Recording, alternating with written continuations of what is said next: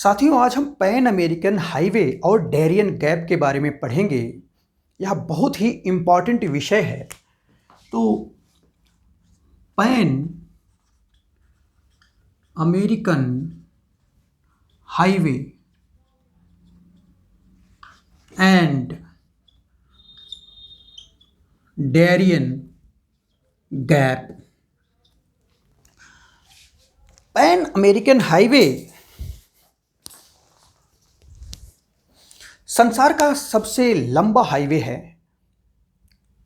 इसकी लंबाई 30,000 किलोमीटर है और यह हाईवे प्रारंभ होता है अलास्का के प्रूडो की खाड़ी से। प्रूडो की खाड़ी, प्रूडो बे, प्रूडो की खाड़ी से प्रारंभ होता है। प्रूडो की खाड़ी अपने तेल भंडार के लिए विख्यात है। प्रूडो की खाड़ी में 26 बिलियन बैरल तेल प्राप्त किया जाता है और यहाँ से तेल का उत्पादन 1977 से ही हो रहा है। प्रूडो की खाड़ी की कुल जनसंख्या 1960 के आसपास है और यहाँ पर जो लोग हैं वो तेल के उत्पादन से ही जुड़े हुए हैं।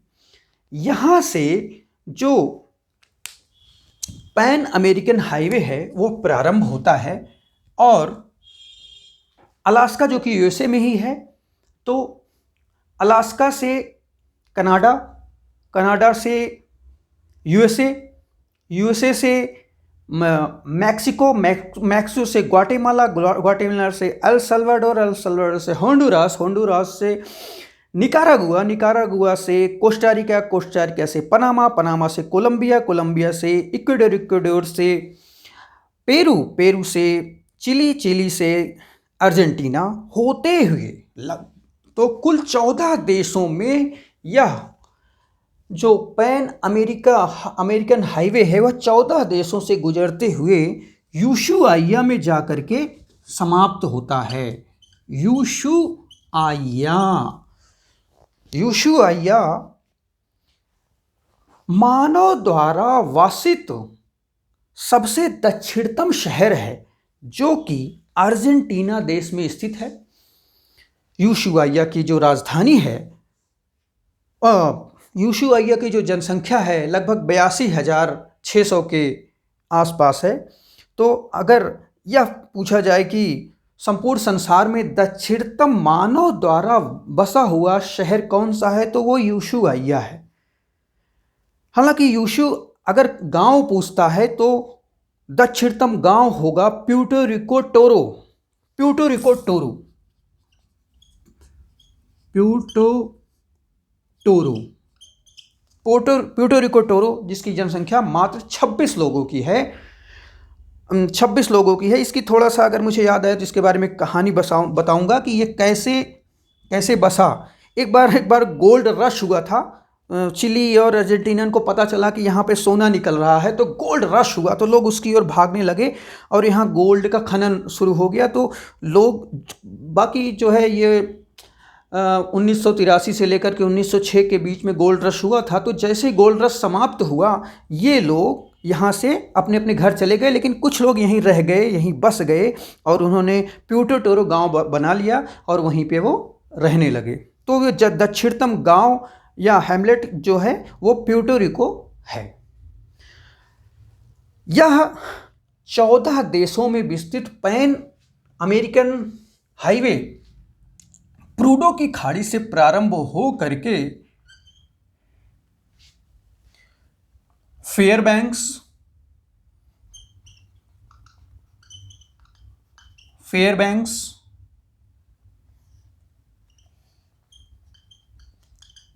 व्हाइट हॉर्स,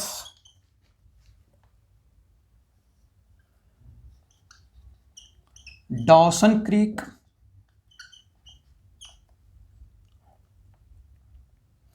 एडमंटन,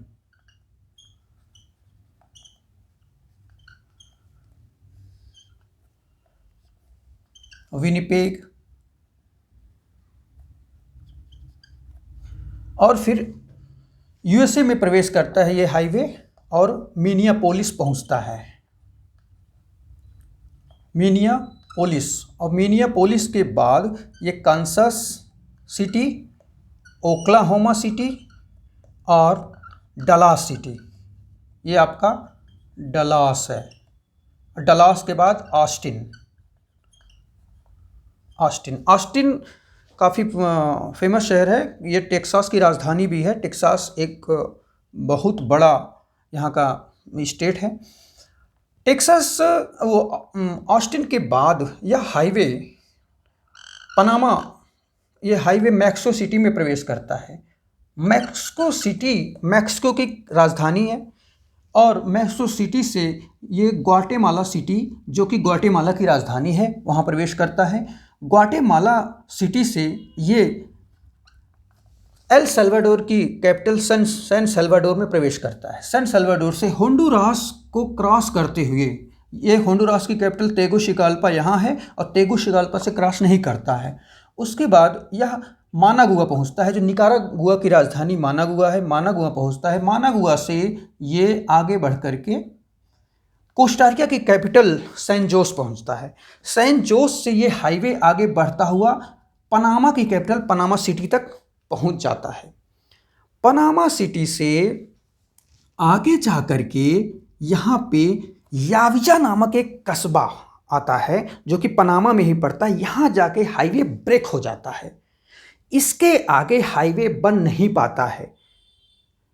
मानव ने पूरा जोर लगा लिया बनाने का, लेकिन अभी तक ये हाईवे इसके आगे नहीं बन पाया है। इसके बारे में हम यहाँ थोड़ा विस्तार से पढ़ेंगे कि क्या रीज़न है, क्यों नहीं बन पाया है।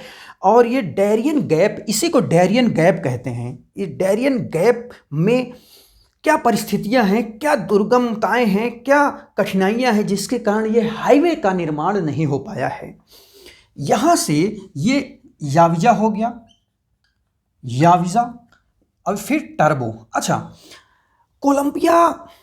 कोलंबिया का एक पोर्ट सिटी है। ये एक पोर्ट सिटी है क्योंकि ये जो है डेरियन की खाड़ी है। डेरियन की खाड़ी में यूराबा की खाड़ी स्थित है और ये यूराबा की खाड़ी के ही तट पे आपका ये टर्बो पोर्ट सिटी स्थित है। और टर्बो पोर्ट सिटी से फिर ये हाईवे प्रारंभ होता है और यह कोलंबिया के कैली शहर पहुंचता है। कैली शहर से क्योटो पहुंचता है, कैली, फिर क्वीटो पहुंचता है, जो कि इक्वेडोर की ही कैपिटल है। और क्वीटो से ये लीमा, पेरू की कैपिटल लीमा पहुंचता है। और लीमा से ये चिली में एंटोफगस्टा पहुंचता है। एंटोफगस्टा से ही हो करके लाइन ऑफ कैप्रिकॉर्न गुजरती है। और एंटोफगस्टा को आपने अगर देख लिया कि एंटोफगस्टा शहर यहाँ पे स्थित है, तो उसके आधार पे आप अनुमान लगा सकते हैं कि ये लाइन किन देशों से होकर के गुजरेगी। तो एंटोफगस्टा से आगे ये हाईवे बढ़ता है और ये वालपराइजो पहुँचता है। वालपराइजो ये सब चिली में, एंटोफगस्टा, वालपराइजो चिली में है। और वालपराइजो के नीचे ही सेंटियागो, ये दक्षिण में सेंटियागो स्थित है, जो कि चिली की कैपिटल है। तो हम उसके बारे में भी बात नहीं करेंगे। तो वालपराइजो से यह हाईवे ब्यूनस आयर्स पहुंचता है। ब्यूनस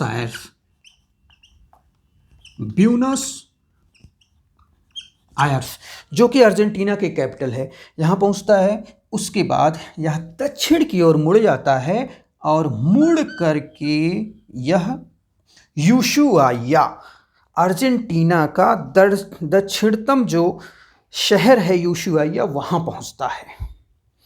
और इसके बाद देखा जाए तो यूशुआया से अगर 4000 किलोमीटर की यात्रा और कर ली जाए तो हम दक्षिणी ध्रुव या साउथ पोल पे पहुंच जाएंगे। इसी प्रकार से, और अगर यहाँ से मात्र 1100 किलोमीटर की यात्रा कर ली जाए तो अंटार्कटिका पेनिनसुला प्रारंभ हो जाता है, जहाँ पर 2 से 3 किलोमीटर मोटी बर्फ की चादरों से ढका हुआ प्रदेश प्रारंभ हो जाता है। प्रूडो की खाड़ी से अगर 2000 किलोमीटर उत्तर की ओर चलें तो हमें उत्तरी ध्रुव या नॉर्थ पोल प्राप्त हो जाता है। तो आप इसकी लंबाई का अंदाज़ा स्वतः लगा सकते हैं। तो इस प्रकार से यहाँ पे ये जो एरिया है, यहाँ पे 106 किलोमीटर टर्बो याविया से टर्बो के बीच में जो हाईवे यह नहीं बन पाया है। यह दूरी 106 किलोमीटर की है। 106 किलोमीटर की दूरी में यह नहीं बन पाया है हाईवे। इसके बारे में हम बात करेंगे। तो इसके साथ साथ ये कुछ चीज़ें और भी आवश्यक हैं जो कि जानना ज़रूरी है। ये तो हमने देख लिया कि 30,000 किलोमीटर लंबा है, और इस 30,000 किलोमीटर की दूरी को तय करने में लोगों ने क्या क्या प्रयास किए वो अभी देखते हैं। थोड़ा सा इसके बारे में हम देखते हैं कि कैसे ये प्रारंभ हुआ।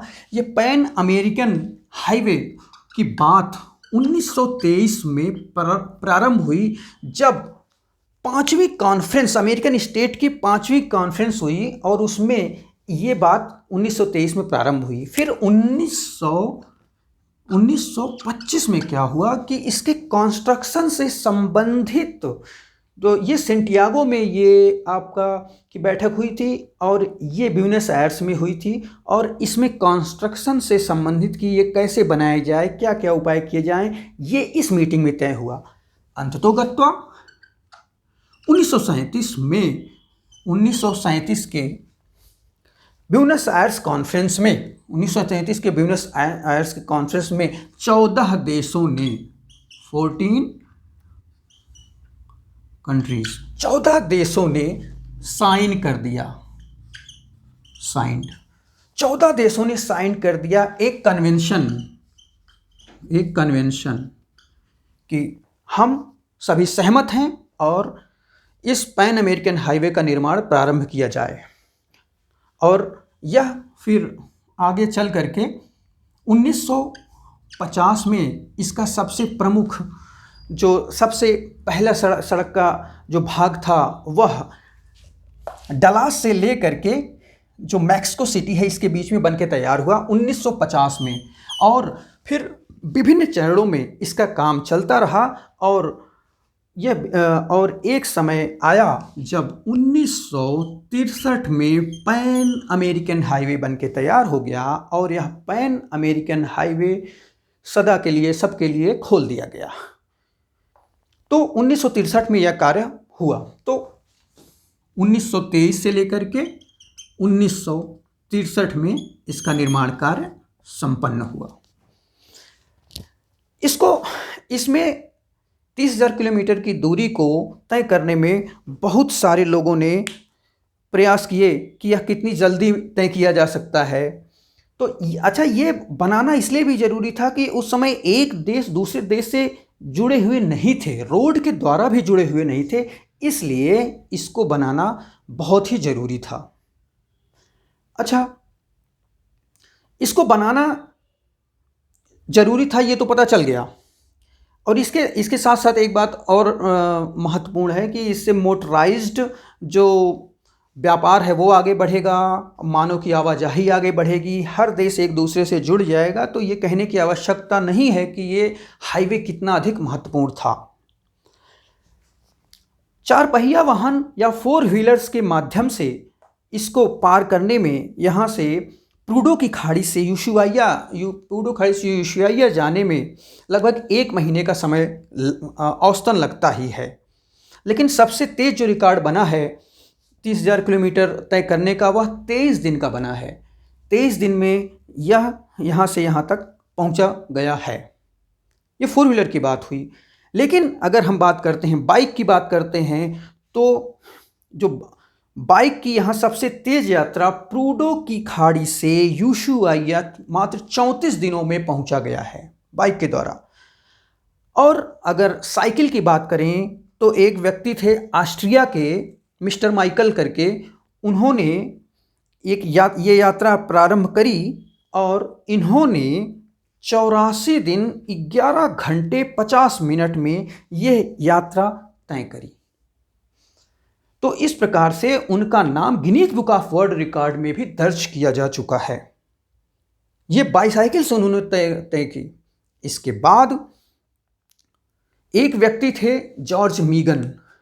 जॉर्ज मीगन ने ये 30,000 किलोमीटर की दूरी पैदल तय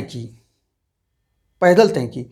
उन्होंने यूशुआइया से 1977 दिसंबर 1977 में अपनी यात्रा प्रारंभ की और वो लगभग 6 साल 8 महीने की यात्रा करने के बाद ये प्रूडो बे पहुंचे।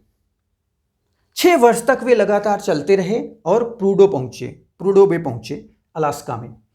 इन्होंने रास्ते में यहाँ के जो राष्ट्रपति थे उस समय यूएसए के, जिमी कार्टर, उनसे भी मुलाकात की 1981 में अपनी यात्रा के ही दौरान। तो और उन्होंने अपनी एक पुस्तक भी लिखी है, द लॉन्ग वॉक। इनके द्वारा 1988 में एक पुस्तक लिखी गई, द लॉन्ग वॉक, इन्होंने खुद लिखी है।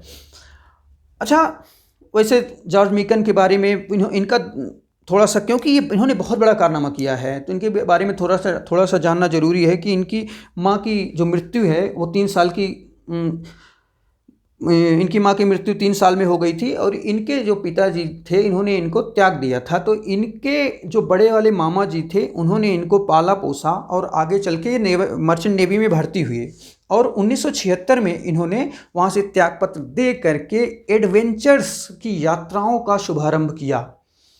और आपको जान के आश्चर्य होगा, इन्होंने 8 वर्ष रिकॉर्ड बनाए हैं विभिन्न क्षेत्रों में, विभिन्न यात्राओं के दौरान 8 वर्ल्ड रिकॉर्ड बनाए हैं। ये तो Guinness book of world record में दर्ज है ही। तो अब हम थोड़ा आगे बढ़ते हैं और अब हम ये जानने का प्रयास करते हैं कि ये जो बीच में, इसको कहते हैं डेरियन गैप, 106 किलोमीटर का डेरियन गैप है। इसको हम यहाँ समझाने का प्रयास करते हैं। ये पनामा देश है और ये कोलंबिया देश है। पनामा देश है, ये कोलंबिया देश है। ये दोनों की सीमा रेखा है, इन दोनों देशों के बीच की सीमा रेखा है। ये आपका याविज़ा है, याविज़ा। इसके आगे पैन अमेरिकन हाईवे नहीं बढ़ पाता है और यहाँ पे है टर्बो, और टर्बो से फिर ये पैन अमेरिकन हाईवे साउथ की ओर बढ़ता हुआ यूशुआइया चला जाता है। इसके बीच की जो दूरी है वो है 106 किलोमीटर और ये 106 किलोमीटर में हाईवे बनाना बहुत ही ज़्यादा कठिन है, लगभग असंभव भी कहा जा सकता है, लेकिन अभी तक ये नहीं बन पाया है। और 1970 में इसके लिए बहुत ही गंभीरता के साथ प्रयास हुए, फिर 1990 में बहुत गंभीरता के साथ प्रयास हुए, लेकिन ये हाईवे बन नहीं पाया है। जैसा कि आप जानते हैं कि ये जो पनामा है यह उष्णकटिबंधीय क्षेत्र में स्थित है। जैसे यहाँ पे मैंने बताया कि एक मकर रेखा गुजरती है जो 4 देशों से होकर के जाती है 23.5 डिग्री साउथ, और ये 4 देश चिली, अर्जेंटीना, पराग्वे और ब्राज़ील, 4 देशों से कोई गुजरती है। और ये 0 डिग्री की जो रेखा है ये है इक्वेटर, और ये है लाइन ऑफ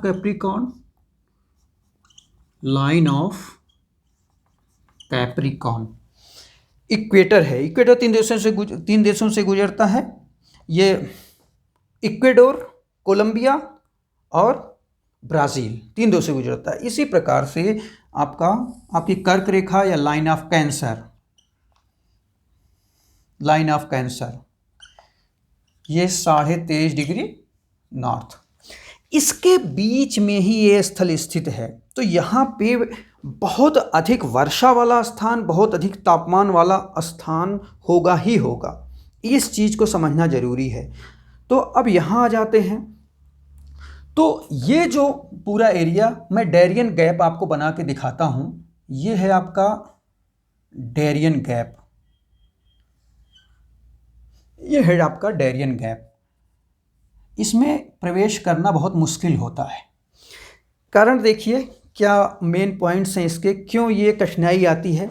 ये उष्णकटिबंधीय वर्षा वनों से पूरी तरह से ढका हुआ है। यहाँ पे वर्ष भर लगातार वर्षा होती रहती है। 365 दिनों में से लगभग 90% दिन वर्षा युक्त रहते हैं। तो इतनी अधिक वर्षा होने के कारण ये दलदली क्षेत्र में विकसित हो चुका है। ये दलदली क्षेत्र हो चुका है, मार्शी लैंड हो चुका है। इसके अतिरिक्त और क्या होता है, इसके अतिरिक्त यहाँ पे जो पर्वत हैं और जो घाटियाँ हैं बहुत ऊंचे और बहुत गहरे हैं। यहाँ जो पर्वत हैं वो 1845 मीटर ऊंचे हैं और समुद्र तल से 1845 मीटर ऊंचे हैं, और घाटियाँ समुद्र तल से 60 मीटर नीची हैं।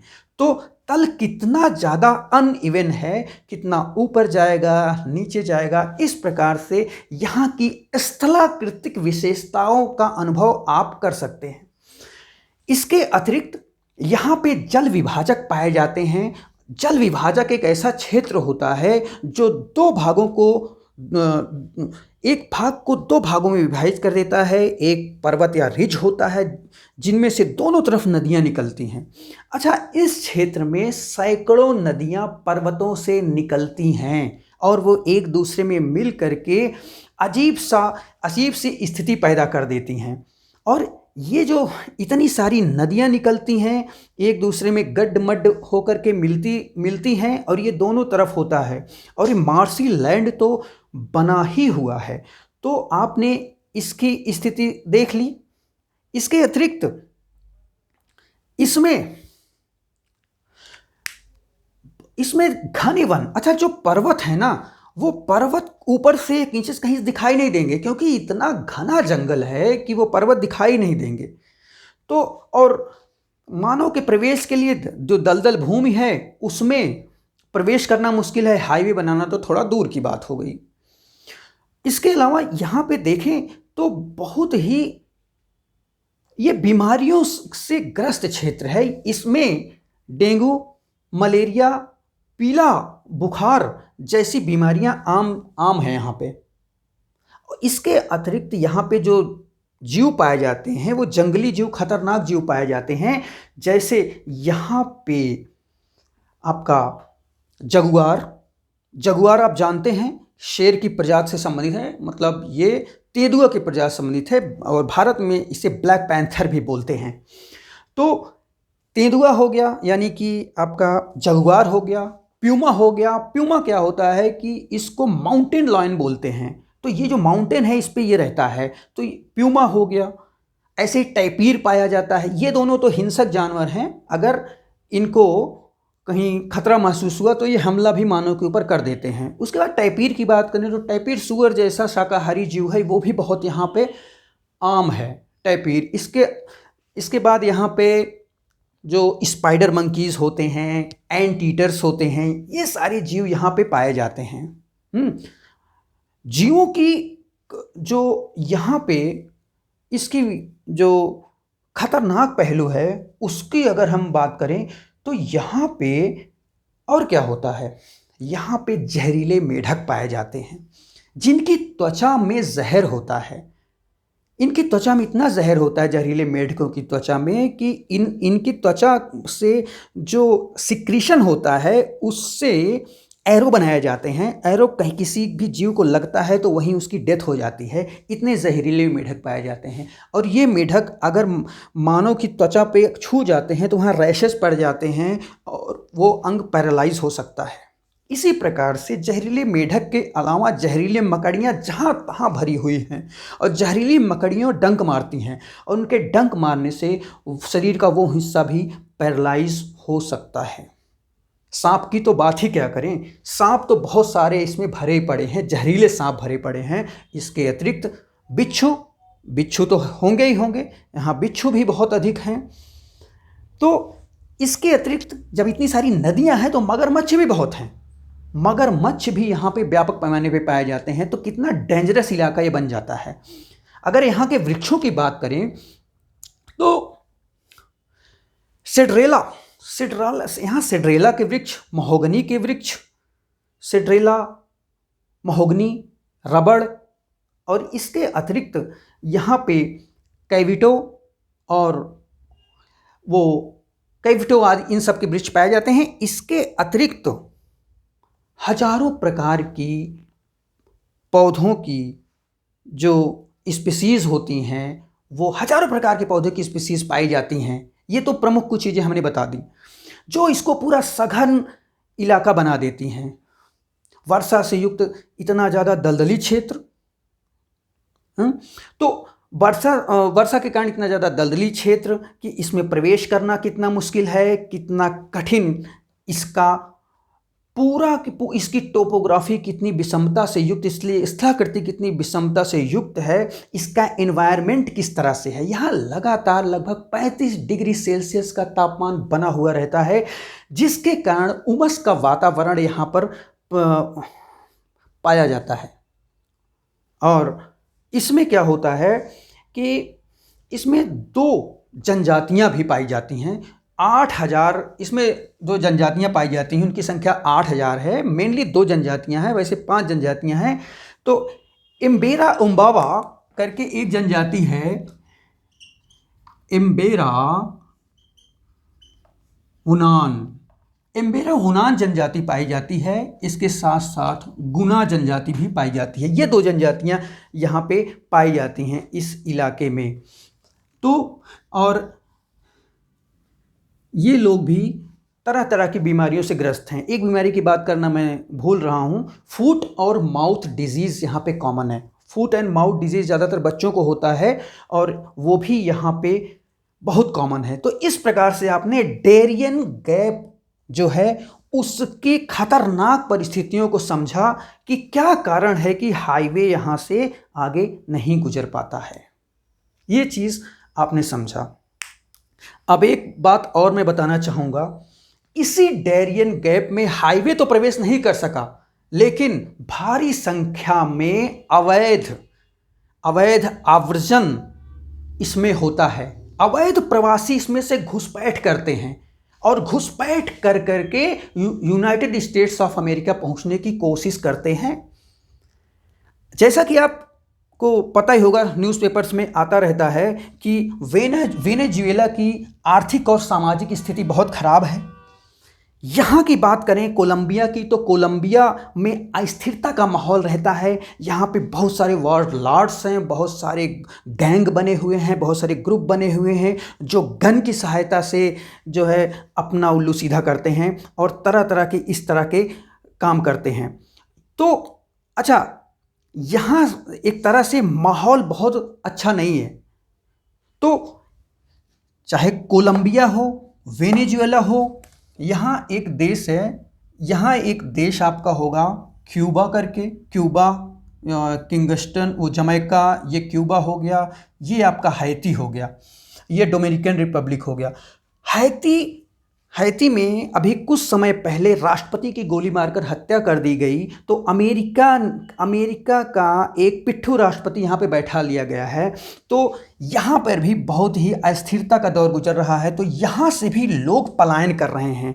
तो इन देशों से हैती, वेनेजुएला, कोलंबिया और इक्वेडोर, यहाँ के लोग, इसके साथ ही साथ एशिया की बात करें तो चीन, भारत, पाकिस्तान, बांग्लादेश और अफ्रीका की बात करें तो अफ्रीका के विभिन्न देशों के लोग, विशेषकर सेनेगल के, ये लोग भी अवैध आव्रजन के लिए तैयार रहते हैं और अवैध प्रवास यहाँ से शुरू करते हैं। एजेंट के माध्यम से या किसी भी तरीके से ये कोलंबिया पहुँच जाते हैं और कोलंबिया पहुंच जाते हैं और यहाँ से डेरियन गैप को पार करने का प्रयास शुरू कर देते हैं।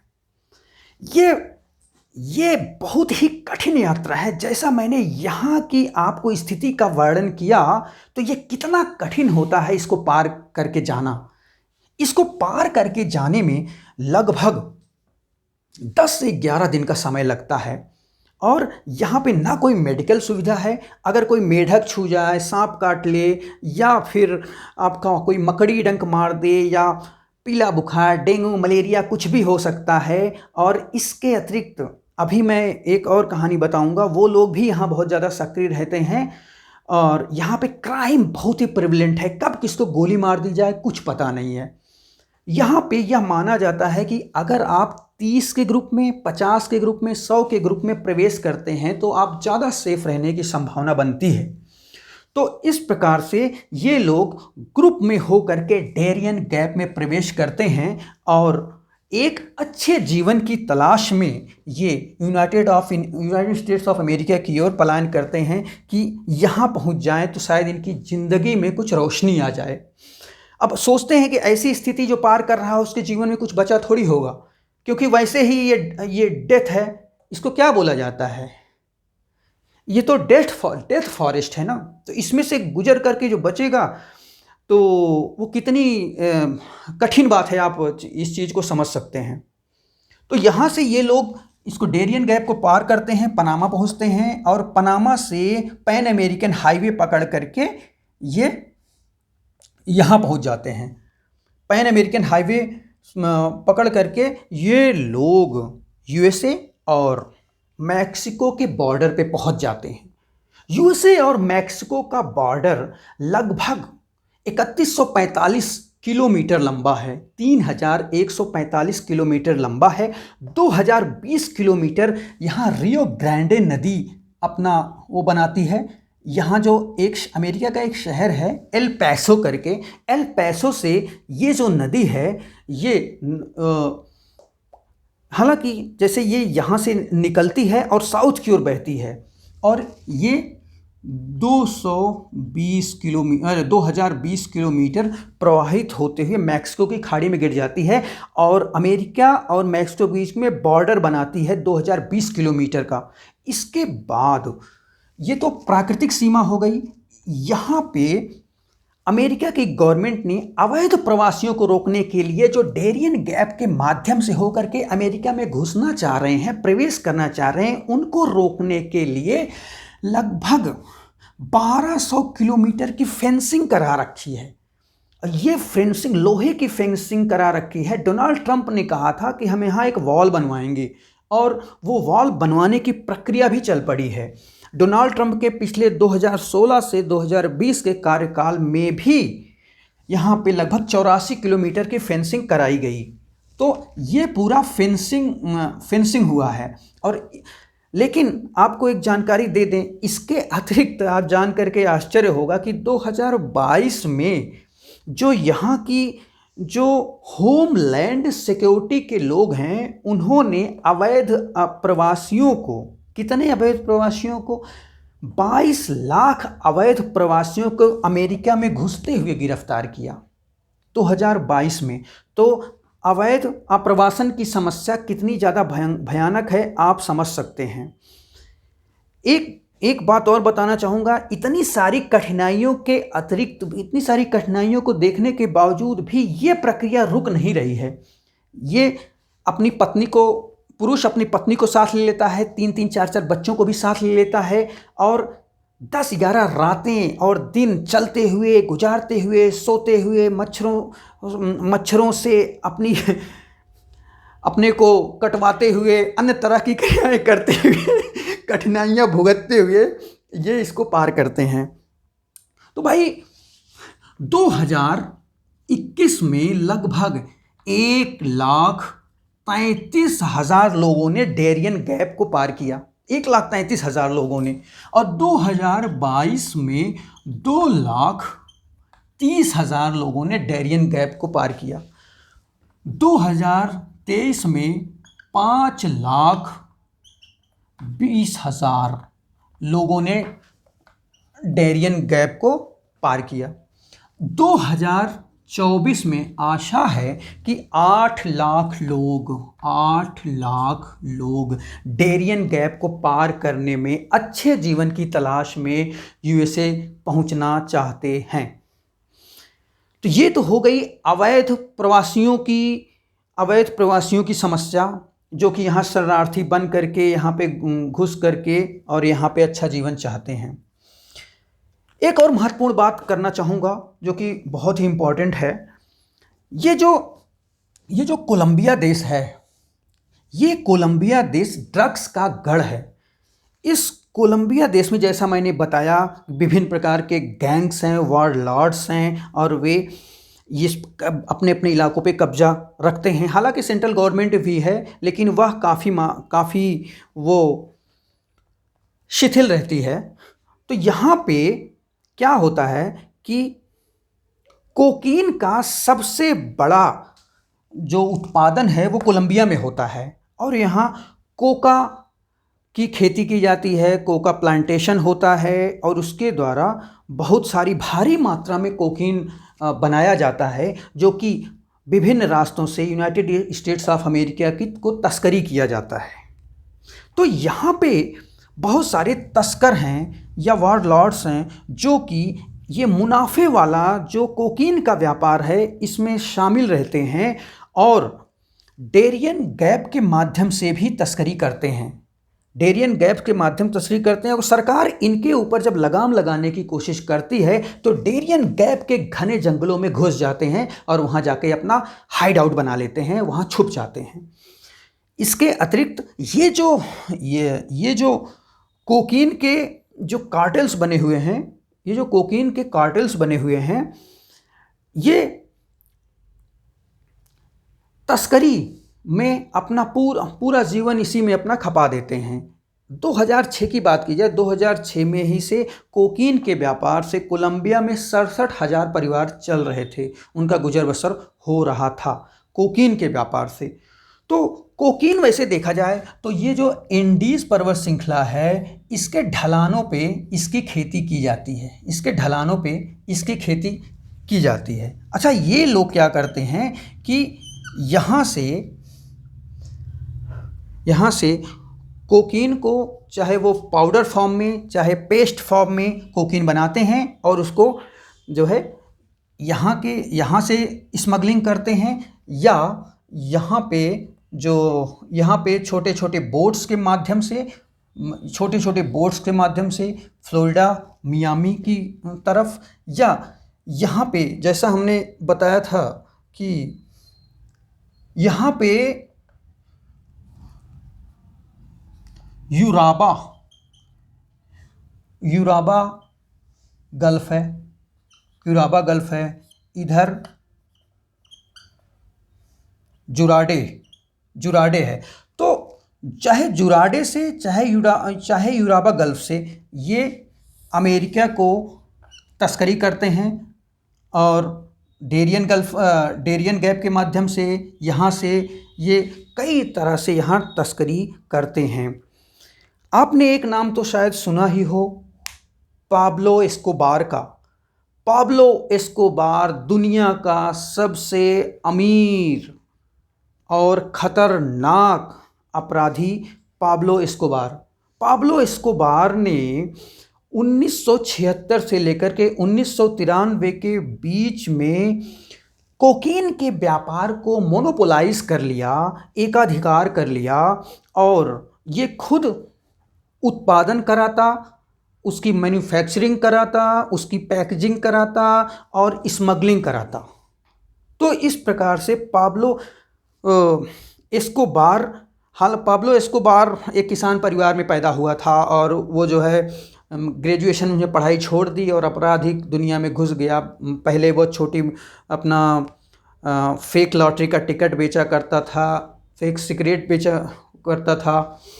तो इस प्रकार से उसके बाद गाड़ियाँ चुराने लगा और धीरे धीरे ये इस खतरनाक और लाभकारी ड्रग के व्यापार में प्रवेश कर गया। इसके बाद मैं ये कहना चाहूँगा कि पाब्लो एस्कोबार की जो हत्या हुई वह 1993 में हुई और यहाँ के लोगों ने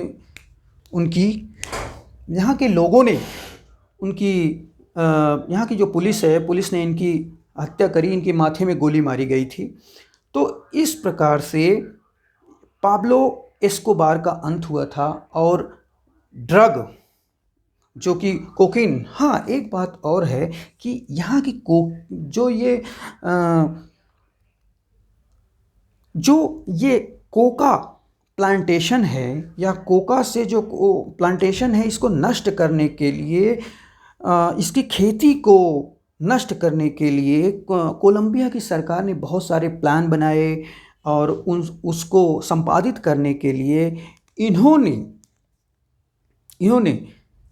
एक हर्बिसाइड, हाँ, एक हर्बिसाइड है ग्लाइफोसेट का प्रयोग हवाई जहाज़ से, एरोप्लेन से ग्लाइफोसेट जो हर्बिसाइड है उसका छिड़काव किया। ग्लाइफोसेट हर्बिसाइड के माध्यम से जो कोका प्लांट होते हैं उनका सर्वनाश हो जाता है, वो समाप्त हो जाते हैं। लेकिन जहाँ अच्छी खेती भी होती है, क्योंकि ये हवाई जहाज़ और ये हेलीकॉप्टर के माध्यम से छिड़काव किया जाता है, तो दूसरी फसलें भी इसमें नष्ट हो जाती हैं। तो अमेरिका के जो ठेकेदार होते हैं वो ये काम करते हैं। इसके बावजूद भी यूनाइटेड नेशंस की एक रिपोर्ट आई। इतना सब करने के बाद भी 2021 में यूनाइटेड नेशंस की ड्रग एंड क्राइम रिपोर्ट में यह कहा गया कि कोकीन के व्यापार में 21% की वृद्धि हुई, तथा कोकीन का जो प्लांटेशन एरिया है, जो कोका का प्लांटेशन एरिया है, यह 24% बढ़ गया है। तो इस प्रकार से ये रुकने वाला नहीं है। अच्छा, एक तथ्य और बताना चाहूँगा कि यह संसार का 60% कोकीन का उत्पादन कोलंबिया करता है, 60%, और उसमें से 37% की तस्करी के माध्यम से, अन्य माध्यमों से 37% कोकीन अमेरिका भेज देता है, यूनाइटेड स्टेट्स यूएसए भेज देता है। और एक समय जो पाब्लो एस्कोबार ने क्या किया कि पाब्लो एस्कोबार के समय में वो हर महीने लगभग 80 टन कोकीन अमेरिका भेजा करता था। एक बात और मैं बताना चाहूँगा। वो बात ये है कि इतने सारे जो ड्रग्स यहाँ यूनाइटेड स्टेट्स ऑफ अमेरिका पहुँचते रहे हैं, जिसके कारण इसका प्रभाव अभी परिलक्षित होता है। यूनाइटेड स्टेट्स ऑफ अमेरिका का एक राज्य है पेंसिल्वेनिया में एक शहर है फिलाडेल्फिया में केंसिंगटन नामक एक शहर है। फिलाडेल्फिया में केंसिंगटन एवेन्यू है, जहाँ पर ड्रग्स लेने वालों की संख्या लगातार बढ़ती जा रही है। और ये इस केंसिंगटन को जॉम्बी सिटी के नाम से जाना जाता है। यहाँ पर क्या होता है कि लोग खुद ड्रग्स का इंजेक्शन लेते हैं। पूरी सड़क बनी हुई है और सड़क के दोनों ओर ड्रग्स लेने वालों की जो संख्या है वो लगी हुई है। पटरियों पे वो अपने को इंजेक्शन लगाते रहते हैं, और लगाने के 3 से 5 मिनट के अंदर वो जॉम्बी बन के ऐसे लटक जाते हैं, और घंटों इसी अवस्था में खड़े रहते हैं। तो Kensington is known as the zombie city of USA. तो ये इन्हीं सब क्रियाओं का परिणाम है कि ये जो मादक द्रव्यों की तस्करी हुई है, उन्हीं का परिणाम है कि पूरे के पूरे शहर बर्बाद हो रहे हैं। पुलिस भी वहाँ खड़ी रहती है और कुछ नहीं करती है, और उनके लिए बहुत आम बात हो गई है। और उस सड़क पे आप जाएंगे तो सैकड़ों की संख्या में ड्रग लेते हुए व्यक्ति मिल जाएंगे, और जॉम्बी बने हुए आपको दिख जाएंगे। तो इस प्रकार से ये जो ड्रग्स है, कोकीन है, किस प्रकार से जो पूरी की पूरी पीढ़ी का किस तरह से नाश कर रहा है, वो आपने देखा। तो इस प्रकार से आपने समझा कि पैन अमेरिकन हाईवे क्या है, डेरियन गैप क्या है, और किस प्रकार से उसमें अवैध प्रवासियों की समस्या विकराल रूप लेती जा रही है। इसके अलावा जो मादक द्रव्यों की तस्करी, कोकीन की स्मगलिंग किस प्रकार से हो रही है, इसके बारे में भी आपने जानकारी प्राप्त की। आपका बहुत बहुत धन्यवाद।